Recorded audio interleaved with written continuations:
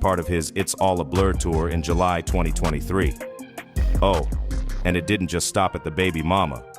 The two were also spotted getting incredibly cozy backstage. Heck, Drake even planted a wet one on Red's cheek. But what fans weren't expecting was for him to call the 26-year-old rapper his rightful wife, which is exactly what he did when he posted a photo of the two on his Instagram. Meanwhile, Red's response was more toned down as she captioned the photo, "I'm yo favorite rapper's favorite rapper." And what do you know? That was only the beginning. For the rest of the tour, Sexy Red opened for Drake. She even earned herself a ticket to star on Drake's album, For All the Dogs, in October 2023. Given how often the pair was hanging out, a lot of fans thought that there was something happening in the bedroom. Red further fanned the fire when she posted a photo of herself hugging Drake with the caption, "I'm with my, but it's still free my udda." For those of you who didn't catch on, she was referring to her real baby daddy, who is behind bars in the first part, and Drake in the second part. Fast forward a couple of months, and the two became a hot topic on the internet after Red made an appearance in the music video for Drake's song, Rich Baby Daddy. Fans were shocked to see Drake take on the role of a father to Red's unborn child. He even kissed her pregnant belly, which started a debate on the internet about whether it was appropriate for him to do that, considering he wasn't exactly the father of the child. However, even after becoming the talk of town, the love didn't go anywhere. Towards the end of February 2024, Drake posted a photo dump of his tour with the caption on IG, "Red really my muse in this short and confusing life." But the relationship's not merely about flaunting each other on social media and earning bragging rights. Apparently, Drake spends some serious cash to keep the Pound Town rapper happy, and we mean serious. On March 10th, 2024, Red showed off all the gifts Drake had gotten her, leaving fans everywhere at a loss for words. She proudly posed with multiple wads of cash amounting to a whopping $50,000 and 4 Chanel bags in a tweet with the caption, "Rich Baby Daddy Gang 50K in 4 Chanels, a bad B word. Thank you, Drake." Mind you, a Chanel bag can go for somewhere around $6,000 to $11,000. When you add up everything, Drake reportedly spent $94,000 on his lady. And so, with the way Drake's been acting with Red, fans have been confused whether the relationship between them is platonic or romantic. And this is where Kendrick Lamar enters the picture with a bulldozer. Word on the street is that the Like That singer is planning to drop footage of the pair, settling the debate once and for all. There's also chatter about Drake being potentially afraid about what Kendrick might expose, which honestly makes sense because the man has had to put up with a lot of controversies in recent times. From Meek Mill's exposing his ghostwriters to Pusha T exposing his child, it seems like there are a lot of skeletons in Drake's closet. What are you checking and check it out because the jig is up. Meek Mill comes out and proclaims that Drake is nothing but a light-skinned ventriloquist, a non-talented piece of shit who basically should not be compared to a real street nigga like himself, because unlike Drake, Meek Mill actually writes his own raps now. The goddamn blasphemy, the unmitigated gall, goddamn it, what are you talking about, Meek? Though Drake has managed to weather the storm so far, it's not yet clear how the footage will affect his career or his relationship with Red. But it's safe to assume that it's bound to create some trouble in paradise. It's also kinda interesting how Kendrick mentioned Sexy Red of all the names he could have mentioned in the diss track. When it's Drake's turn to drop bars, he too goes after his ops partners. He mentioned Kendrick's fiancée, Whitney Alfred, in his song Push-Ups. He also mentioned Pusha T's wife Virginia in Duppy Freestyle. So, maybe this is Kendrick's way of confirming something that fans have always been curious about. However, word on the street is that Drake's not sitting around. He's reportedly back in the studio to clap back at Lamar and shut him down for good. I have heard behind the scenes that Drake has something on Kendrick. I'm just telling y'all what I heard, the rumblings, and it's made it to the South. I'm in the South. I'm telling y'all, they say whether it's true or not, Drake has an angle at Kendrick, and I'm hearing that a record might come this weekend. I'm hearing Friday or Saturday, you could very well expect a response from the boy to Kendrick Lamar. We shall see.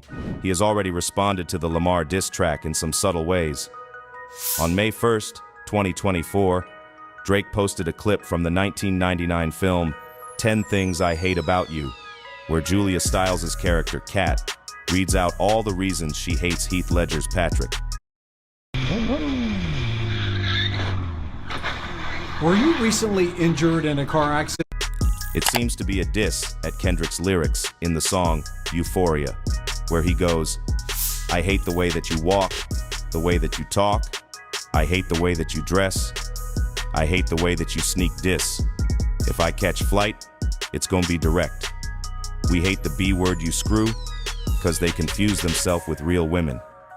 And notice, I said we. It's not just me. I'm what the culture feeling. Drake even responded to the diss during his recent appearance at a Nicki Minaj concert. He made a surprise appearance during her Pink Friday second world tour stop in Toronto and performed their hit song, Needle, which peaked at number 34 on the Billboard Hot 100 in 2023.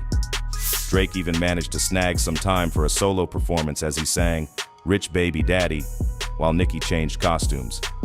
Interestingly, before getting off stage, Drake addressed the audience and said that there was something he had to do next.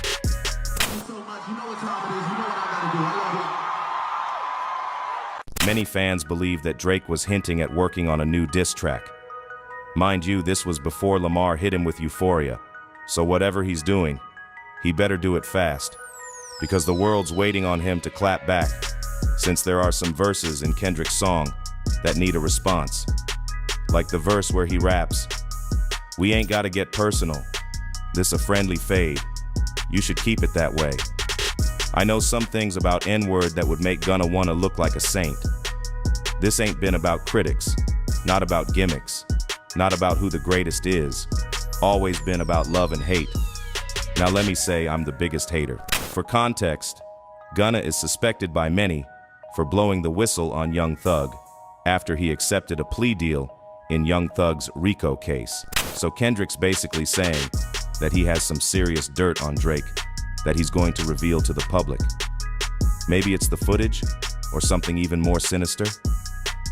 One thing about hip-hop beef is that you never know what to expect. There's also the part where Kendrick takes shots at Drake for his terrible parenting skills. He says, "Y'all thinking my life is rap? That's messed up. I got a son to raise. But I can see you know nothing about that." For those of you who don't know, Drake landed in trouble a couple of years ago when Pusha T revealed that the rapper has a secret son named Adonis in the track, The Story of Adidion. Kendrick has 2 kids of his own, Uzi and Enoch, with his fiancée Whitney Alford, who everyone knows. If Drake lets this one slide, there's a high chance that rappers are going to continue to keep coming after him for his family values. However, it doesn't look like Kendrick plans on giving Drake time to breathe, as on May 3rd, 2024, only 3 days after the release of his first diss track, Lamar dropped another one. The track, called 616 in LA, seems to be a play on Drake's titles like 5 a.m. in Toronto and 8 a.m. in Charlotte. And Kendrick didn't take any prisoners this time either. For starters, let's talk about the timing of the release. It ain't no coincidence that Kendrick dropped the track on a day that happened to be Tupac Shakur's birthday and Father's Day. Oh, and Kendrick joined hands with Jack Antonoff, singer-songwriter, and Taylor Swift's BFF. But what exactly did Lamar say in the track? Well, he rapped, "No, you can't sleep. These images trouble you. No, the wires in your circle should puzzle you. If you were street smart, then you would have caught that your entourage is only to hustle you. 100 N-words that you cut on salary, and 20 of them want you as a casualty, and one of them is next to you, implying that Drake's got rats in his house." As for whether Lamar went too far with his disses, well, not exactly, since Drake's the one who got the ball rolling first by escalating things. The beef between Drake and Lamar goes back all the way to 2013. However, this year, Lamar dug up the ghosts of his past in his track, Like That, with Future and Metro Boomin. He shut down J. Cole and Drake's claims about the 3 of them, including Lamar, being the big 3. At first, Drake tried to rise above the call-out. A lot of people ask me how I'm feeling. I'm gonna let you know how I'm feeling. And listen, the way I'm feeling is the same way I want you to walk out of here feeling tonight about your fucking self.